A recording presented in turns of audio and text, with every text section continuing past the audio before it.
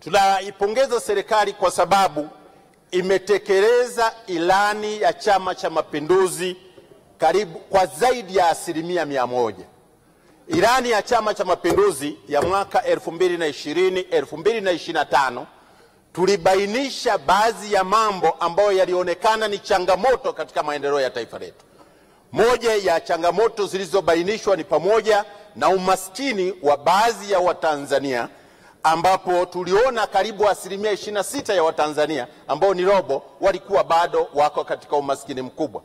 Lakini tulibainisha pia changamoto ya ajira katika nchi yetu, tukabainisha uwezo mdogo katika kuongeza thamani ya mazao yetu katika maeneo mbalimbali, tukabainisha uzalishaji duni na dhana duni za uzalishaji na mambo mengine ambayo yapo katika ujenzi wa uchumi. Hasa Mheshimiwa Mwenyekiti, mimi napenda nichukue nafasi hii kuipongeza sana serikali ya awamu ya 6 katika swala la ajira. Kutokana na kuona hizi changamoto, tuliweka lengo kwenye ilani, tukasema kwamba tunataka tuhakikishe kwamba katika kipindi hiki tutengeneze ajira zisizopungua milioni 8, na takwimu zinaonyesha, jana kwenye hotuba ya Waziri Mkuu, ajira zilizotengenezwa ni zaidi ya milioni 8 kwenye pande hiyo. Kwa hiyo hii kazi nzuri imefanyika, ndio maana ilani imetekelezwa kwa zaidi ya 100%. Zaidi ya milioni 8 ajira zimetekelezwa. Lakini kutekeleza kwa ajira hizo na miradi mbalimbali, maana yake na umaskini wa Watanzania unazidi kupungua, kwa sababu uwekezaji mkubwa ndio unaosaidia katika kutanzua tatizo hili la umaskini katika nchi yetu. Mheshimiwa Mwenyekiti, sanjari na hilo, serikali ya awamu ya 6 iliweka mkazo katika kuimarisha maslahi ya watumishi wa umma, na tumeona jitihada mbalimbali ambazo zimechukuliwa na serikali katika kuhakikisha inaboresha maslahi ya watumishi wa umma. Kwa kweli kazi nzuri imefanyika. Tumeona madaraja ya baadhi ya watumishi yanapanda, nyongeza zinajitokeza na mambo mengine mengi mazuri, ambazo hizi fedha zikipatikana ndio zinaenda kuwekezwa katika maeneo mbalimbali.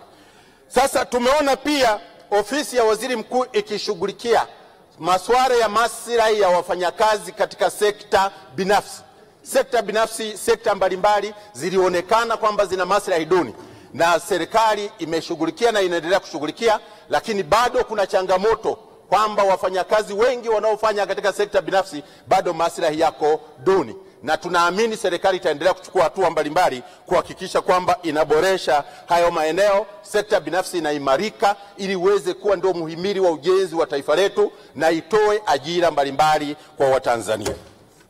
Sasa Mheshimiwa Mwenyekiti, katika kutekeleza majukumu yote haya na katika kutanzua tatizo la ajira, ni wazi kabisa hii changamoto bado ni kubwa. Pamoja na kazi nzuri ambayo imefanywa na serikali ya awamu ya 6, bado ukienda mitaani kuna vijana wengi bado wanahangaika kutafuta ajira, na hii inatupa nafasi kwamba sasa kuna haja ya kukaa chini na kuitafakari na kuona namna ya kuongeza mikakati zaidi ili kusudi tuweze kutatua tatizo la ajira. Sasa hivi Mheshimiwa Mwenyekiti, utaona vijana wengi sana wanahangaika. Ikitangazwa ajira, wanaoomba ni wengi kupitiliza, wanaohangaika huko mitaani ni wengi. Sasa maana yake lazima tuongeze mkakati wa kuimarisha sekta binafsi. Sekta ya umma peke yake haitaweza kutatua hili tatizo la ajira. Lakini tumeona serikali ya awamu ya 6 imetoa ajira nyingi sana kwenye mashirika, kwenye wakala, lakini tumeona serikali imeajiri watu wengi sana, walimu wameajiriwa, watu wa afya wameajiriwa. Bado kuna sekta zingine zinatakiwa. Lakini nitumie nafasi hii kumpongeza Mheshimiwa Waziri Mkuu. Baada ya kuliona hili tatizo, wameanzisha utaratibu wa kuhakikisha vijana wanaohitimu katika vyuo vikuu na vyuo vingine waende katika vyuo vya VETA ili waweze kupata maarifa ya kuweza kujiajiri. Hii hatua ni nzuri sana katika kuleta maendeleo. Mheshimiwa Waziri Mkuu, tunakupongeza sana kwa hili, na mimi nawaomba waheshimiwa wabunge tumuunge mkono kwa kuhamasisha vijana wetu waende kwenye vyuo vya VETA wakapate maarifa ili waweze kuchangia katika ujenzi wa taifa letu. Hii ni hatua madhubuti ya kukabiliana na changamoto ya ajira hapa nchini. Mheshimiwa Mwenyekiti, tumeona sisi katika jimbo letu la Vwawa na katika wilaya ya Mbozi tulikuwa na changamoto nyingi. Ni mkoa wa mwisho kuanzishwa katika utaratibu wa uanzishaji wa mikoa.